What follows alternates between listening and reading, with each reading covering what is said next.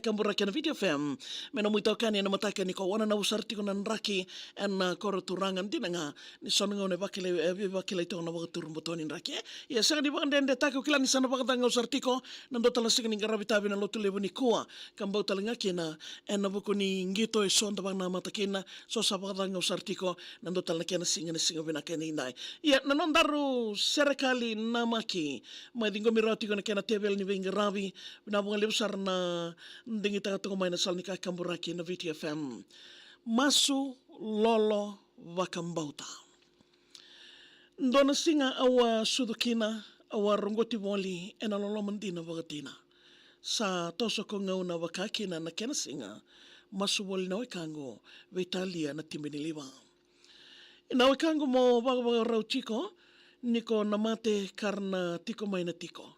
Na veitarongi mai langi mo na waka rau takiko na sauni nomu MASU e na kilanga oiko.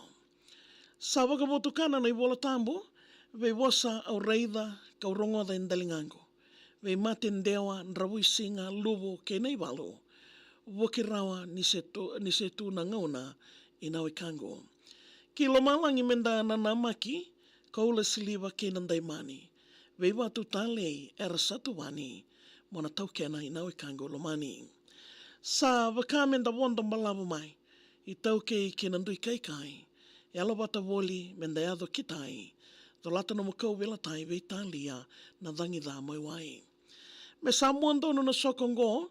Ningai kalunga ta woli nongo ito. Me ongai bosoti e na itoso tosongo. Kilo malangi na mana nimbula. Me sa tau mai waka na uda e na do. Singa wau na singa endai. Mona noma, mo MASU rawa, molomani mai. Taura rawa, ke kombadi rawai, dhambe kindelana, singalowa na kena udiwai. O wakawina binaka kina vindela niavu, na yalo, yango, kena waka nanano. Ia mendana numa woli, na LOLOMA kena MASU. Taura numa wakambauta, kawasea na LOLOMA waka yalo tambo. Enda wala da, kadala na tamata kere. Kanda tamata ndau ia meke.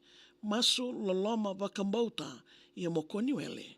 Me rawa mokana kamamau e na wata mai na were.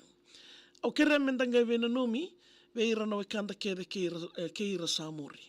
Na kena isau i na wekango kona lubudi, ni nonda kalau levo e na nona itavi na vei saumi. Gone LOLOMA lebo mai ve mere kautani, temale simbale suwa, shahana shabnam, nito umanindia ngau semi the kaunita wuki UCFL, arto ngā mai na shipping services, kena narto marama manindia, e lautoko Madam Lisa tui kilangana. Na wale besar na Serekali mai dingo mirotiko en mataka vinakanikua kena ya wasar talanga en nomuni salnika Kamburaki na VitiFM. Be baungeti to na Serekali oya. Ko ngone kuni wala da wala na Serekali.